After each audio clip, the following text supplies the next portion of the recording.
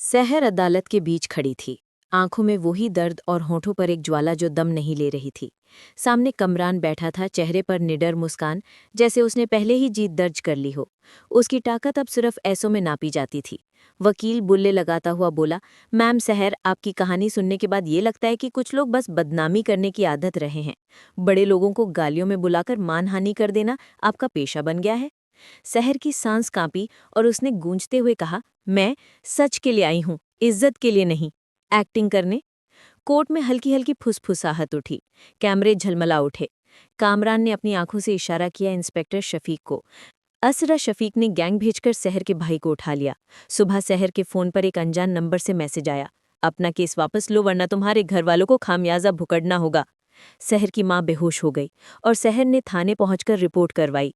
शफीक ने ठंडी आवाज में कहा, हमारे हाथ बंधे हैं, कोई भरोसा नहीं था। सिस्टम बिक चुका था। मोहल्ले में अफवाहों की बौछार हुई। वो लड़की माहौल खराब कर रही है। लोग घूरते हुए घरों से निकलते। दिमाग में सवालों की आंधी। सहर को औरों की नज़रों से बचने के लिए घर छोड़ना पड़ा। पर दर्द ने उसे तोड़ा नहीं, आग की तरह जला दिया। मनीषा ने डोकर नहीं देखा। उसने रिसोर्सेज लगाकर सबूत इकट्ठे किए। कॉल रिकॉर्ड, सीसीटीवी क्लिप्स, गवाहों के बयान। मनीषा ने कहा, तुम डरना नहीं, बस हिम्मत रखना। सहर ने बस सर हिलाया। उम्मीद की एक ला बची थी। रोहित कमरान का पुराना दोस्त अंदर ही अंदर टूटा हुआ था।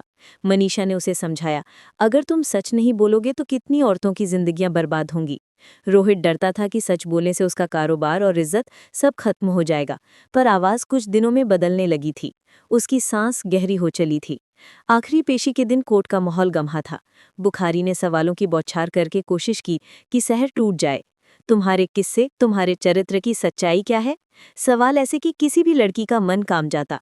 सहर ने जवाब दिया, मेरा चरित्र मेरा नहीं, मेरी जिंदगी की सच्चाई है। पर बुखारी चालबाजी करता रहा। गवाह पलटे गए, सबूत गायब होते दिखे। सब कुछ कमरान के पक्ष में ही ठहरता जा रहा था। कामरान की हंसी गूंज रही थी कि आज भी पैसों की शक्ल में जीत आएगी। तभी दरवाजा खुला और रोहित अंदर आया। चेहरा थका हुआ, पर आंखों में जमीन हिला देने वाली सच्चाई थी। उसने फाइल थमाकर कहा, मैं गवाह हूं, मैंने वही देखा जो किसी को मानना मुश्किल है। मेरे पास सीसीटीवी फुटेज और कॉल रिकॉर्डिंग्स है। सन्नाटा टूट गया। बुखारी के होंठ सिकुड़ गए। कामरान की आंखों में डर उतरने लगा। रोहित ने एक एक कर सबूत जज के सामने रखे। वो रात जब कामरान ने सहर के साथ गलत किया था। कैमरा रिकॉर्ड और शफीक के फोन रिकॉर्ड, जिनमें पैसे और धमकियां दर्ज थीं। जज ने दस्तावेजों को देखा, आंखों में धार थी। ये सबूत निर्णायक हैं। कोर्ट में ऐसा पल आया कि सच ने अपना चेहरा दिखा दिया। फैसला सुनाते हुए जज ने कहा, कामरान दोषी है, उसे सजाए मौत दी जाती है। वकील बुखारी को पेशेवर कदाचार के लिए 12 साल के लिए सस्पेंड किया जाता है। इंस्पेक्टर शफीक के खिलाफ भी संबंधित कार्रवाई की जाए। सहर की आंखों से आंसू बहने निकले। इस बार ये आंसू दर्द के नहीं, राहत और जीभ के थे। बाहर आते ही मीडिया उसे घेरे हुआ था। वही लोग जो कल तक उस पर शक करते थे, आज उसी की तारीफ कर रहे थे। एक रिपोर्टर ने कहा, मैम सहर, आपने वो कर दिखाया जो बहुत कम लड़कियां कर पाती हैं। सहर ने हल्की मुस्कान दी और कहा, मैंने कुछ खास नहीं किया, बस सच बोला, और सच का वजन सबसे भारी होता है।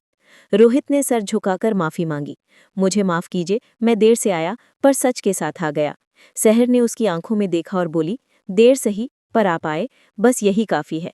उस दिन सहर सिर्फ एक केस की वकील या शिकार नहीं रही, वो एक मिसाल बन गई।